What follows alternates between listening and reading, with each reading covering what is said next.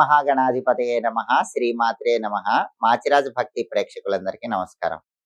ఫిబ్రవరి 11వ తేదీ నుంచి ఫిబ్రవరి 20వ తేదీ వరకు మేషాది ద్వాదశ రాశులకి రాశి ఫలాలు ఎలా ఉంటాయో, ఈ 10 రోజుల్లో ఏ గ్రహాలు యోగిస్తున్నాయో, ఏ గ్రహాలు యోగించటం లేదో, యోగించే గ్రహాల ఫలితాలు రెట్టింపు చేసుకోవటానికి, యోగించని గ్రహాలు ఇచ్చే వ్యతిరేక ఫలితాలు తగ్గింపజేసుకోవటానికి ఎటువంటి పరిహారాలు చేసుకోవాలో, ఏ ఏ దేవాలయ దర్శనం చేసుకోవాలో, ఏ మంత్రాలు జపించుకోవాలో, ఏ స్తోత్రాలు చదువుకోవాలో, సకల దేవతా స్వరూపమైన గోమాతకు ఎలాంటి ఆహారం తినిపించాలో, ఈ 10 రోజుల పాటు మేషాది ద్వాదశ రాశుల వాళ్ళ భవిష్యత్తు ఎలా ఉండబోతుందో ఈ వీడియోలో మనం తెలుసుకుందాం. తదుపరి కన్యారాశి.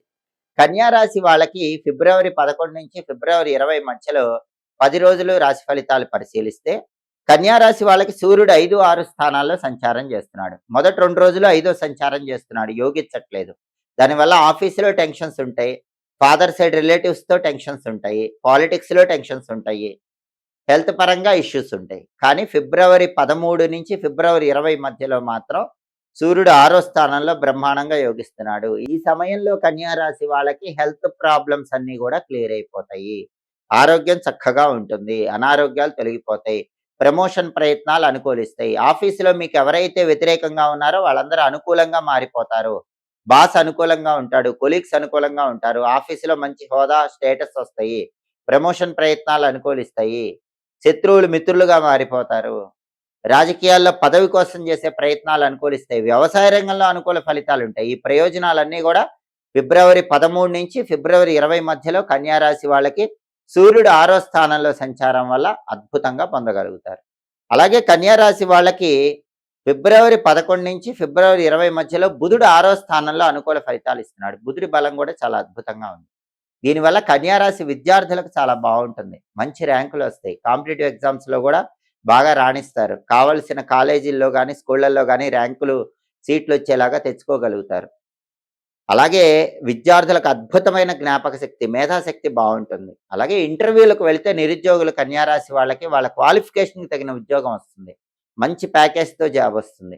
బిజినెస్లో కూడా ఊహించిన దానికంటే 10 రెట్లు ఎక్కువ లాభాలు పొందగలుగుతారు. బుధుడు 6వ స్థానంలో ఉన్నాడు కాబట్టి కన్యారాశి విద్యార్థులకు, నిరుద్యోగులకు, వ్యాపారస్తులకి పూర్తిగా అనుకూల ఫలితాలు ఉంటాయి. వాళ్ళ రంగాల్లో అద్భుతమైన అభివృద్ధిని పొందగలుగుతారు. అలాగే శుక్రుడు 6వ స్థానంలో వ్యతిరేక ఫలితాలు ఇస్తున్నాడు. ఎంత అభివృద్ధి ఉన్నా కూడా 6వ స్థానంలో శుక్రుడు ఉండటం వల్ల మనీ ఎక్స్పెండిచర్ కూడా ఉంటుంది. ఆ మనీ ఎక్స్పెండిచర్ని కంట్రోల్ చేసుకునే ప్రయత్నం చేయాలి. సినిమా, టీవీ రంగాల్లో, సంగీత, నాట్య రంగాల్లో మాత్రం ఆఫర్స్ రావటం కొంచెం కష్టంగా ఉంటుంది. అలాగే సహనంతో వేచి చూడాలి. భార్యాభర్తల మధ్య కూడా చిన్న విషయాలకి అప్పుడప్పుడు గొడవలు అవుతాయి కాబట్టి లైఫ్ పార్ట్నర్తో జాగ్రత్తగా మాట్లాడుతూ ఉండాలి. Textile, ladies emporium, boutique, cosmetics ఇలాంటి బ్యూటీ సంబంధమైన వ్యాపారాలు కూడా సాధారణంగానే ఉంటాయి, అంత గొప్ప లాభాలు కనిపించవు. ఆడవాళ్ళకైతే కన్యారాశి వాళ్ళకి గైనిక్ ప్రాబ్లమ్స్ వచ్చే అవకాశం ఉంది కాబట్టి హెల్త్ పట్ల కొంచెం ప్రత్యేకమైన జాగ్రత్త వహించాలి. మగవాళ్ళకు కూడా శుక్ర సంబంధమైనటువంటి అనారోగ్య సమస్యలు, అంటే జననేంద్రియాలకు సంబంధించిన అనారోగ్య సమస్యలు అప్పుడప్పుడు కొద్దిగా ఎదుర్కొనే సూచనలు ఉన్నాయి. శుక్రుడి బలం మాత్రం ఈ 10 రోజుల్లో కన్యారాశి వాళ్ళకు లేదు. శుక్రుడి బలం పెరిగి సమస్యలు పోవాలంటే నానబెట్టిన అలసందలు, అంటే బొబ్బర్లు ఆవుకు పెట్టాలి. అలాగే 1.25 కేజీ అలసందలు, బొబ్బర్లు తెల్ల వస్త్రంలో కట్టి పంతులు గారికి ఒకసారి దానం ఇవ్వాలి. శుక్రుడికి అధిష్టాన దైవం లలిత అమ్మవారు కాబట్టి శ్రీమాత్రే నమః రోజు 21 సార్లు చదవాలి. లలితా సహస్రనామ స్తోత్రం చాంటింగ్ వినాలి. వీలైతే లలిత అమ్మవారి ఆలయంలో ధ్వజస్తంభం దగ్గర వీలైనప్పుడల్లా ఆవు నెయ్యి దీపాన్ని వెలిగించుకుంటూ ఉండాలి. ఇవి చేసుకుంటే ఈ 10 రోజుల్లో శుక్రుడిచ్చే వ్యతిరేక ఫలితాలు తొలగిపోయి అనుకూల ఫలితాలు పొందవచ్చు. అలాగే కన్యారాశి వాళ్ళకి కుజుడు 5వ స్థానంలో ఈ 10 రోజుల్లో వ్యతిరేక ఫలితాలు ఇస్తున్నాడు. కాబట్టి ప్రాపర్టీస్ కొనాలన్నా అమ్మాలన్నా పెద్ద బలం లేదు. కన్యారాశి వాళ్ళ సంతానంలో మగపిల్లల వల్ల కూడా ఇబ్బందులు ఎదుర్కొంటారు. సహనంతో వాళ్ళతో వ్యవహరించడం మంచిది. సోదరులతో కూడా జాగ్రత్తగా ఉండకపోతే విభేదాభిప్రాయాలు కలిగే సూచనలు ఉన్నాయి. బ్యాంక్ లోన్లు శాంక్షన్ కావటం కొంచెం కష్టంగా ఉంటుంది. రియల్ ఎస్టేట్ రంగంలో కూడా కొన్ని ఒడిదుడుకులు అనేవి ఉంటాయి. ఇవన్నీ కూడా కుజుడు వ్యతిరేకంగా ఉండటం వల్ల కన్యారాశి వాళ్ళకి ఫిబ్రవరి 11 నుంచి 20 మధ్యలో వచ్చేటటువంటి ఫలితాలు. కుజుడి బలం పెరగాలంటే, కుజుడి వ్యతిరేకత పోవాలంటే నానబెట్టిన కందులు బెల్లంతో కలిపి ఆవుకు పెట్టాలి. కేజింబావు కందులు ఎర్ర వస్త్రంలో మూటగట్టి బ్రాహ్మణుడికి దానం ఇవ్వాలి. అలాగే కుజుడికి అధిష్టాన దైవం సుబ్రహ్మణ్య స్వామి కాబట్టి ఓం వల్లి దేవసేన సమేత సుబ్రహ్మణ్య స్వామిని నమః ఈ మంత్రాన్ని రోజు 11 సార్లు చదువుకోవటం, అలాగే సుబ్రహ్మణ్య కరావలంబ స్తోత్రాన్ని వినటం చేస్తే అప్పుడు కుజుడిచ్చే వ్యతిరేక ఫలితాలు తొలగిపోయి అనుకూల ఫలితాలు పొందవచ్చు. కాబట్టి కన్యా రాశి వాళ్ళకి ప్రధానంగా శుక్రుడి బలం లేదు, కుజుడి బలం లేదు. కానీ బుధుడి బలం అద్భుతంగా ఉంది. రవి బలం మొదటి 2 రోజులు తప్ప తర్వాత 8 రోజులు చాలా అద్భుతంగా ఉంది. కాబట్టి శుక్రుడికి, కుజుడికి సంబంధించిన పరిహారాలు చేసుకుంటే కన్యా రాశి వాళ్ళకి 10 రోజుల్లో వ్యతిరేక ఫలితాలు తొలగింపజేసుకొని పూర్తిగా అనుకూల ఫలితాలు పొందవచ్చు. ఈ రోజుల్లో ఏ రాశి వాళ్ళకైనా సరే తరచుగా ఎదుర్కొంటున్నటువంటి ప్రధానమైన సమస్య ఆరోగ్య సమస్య. ఎప్పుడూ ఏదో ఒక ఆరోగ్య సమస్యతో సతమతమైపోతున్నారు. ఆరోగ్య సమస్యలు తరచుగా రాకుండా ఉండాలంటే ఏం చేయాలి? వీలైనప్పుడల్లా మూగజీవాలకు ఆహారం వేస్తూ ఉండాలి. పక్షులకి, పావురాలకి గింజల ఆహారంగా వేయటం, మూగజీవాలైనటువంటి శునకాలకు ఆహారం పెట్టటం, ఇలా చేస్తూ ఉంటే చాలా వరకు ఆరోగ్య సమస్యల నుంచి బయటపడవచ్చు.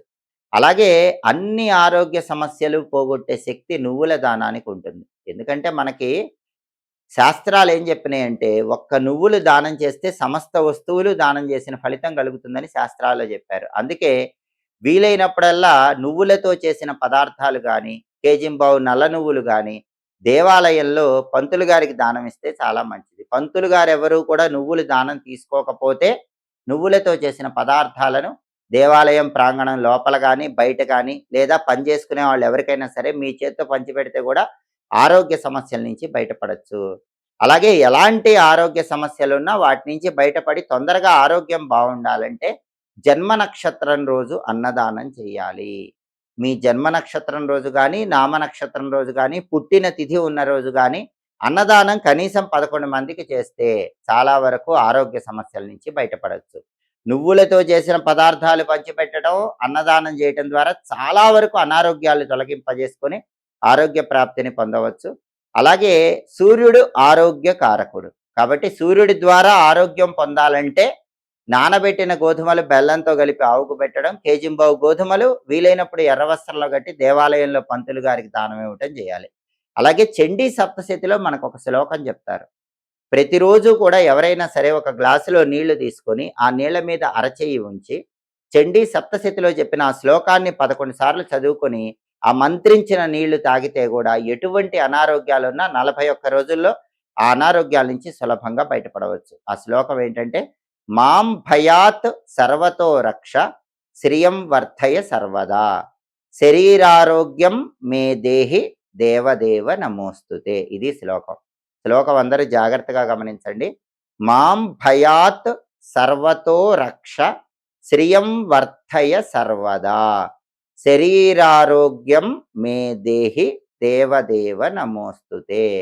ఒక గ్లాసులో నీళ్లు తీసుకుని ఆ నీళ్ళ మీద ఈ 4 వేళ్ళు కూడా అరచేయి 4 వేళ్ళు తాకేలాగా ఉంచి 11 సార్లు ఈ శ్లోకం చదివి ఆ మంత్రించిన నీళ్లు ఇంట్లో వాళ్ళందరూ తాగండి. 41 రోజుల్లో చాలా వరకు అనారోగ్య సమస్యల తీవ్రతను తగ్గింపజేసుకోవచ్చు. అలాగే అనారోగ్య సమస్యల నుంచి బయటపడేసే శక్తి నిమ్మదీపాలకు కూడా ఉంటుంది.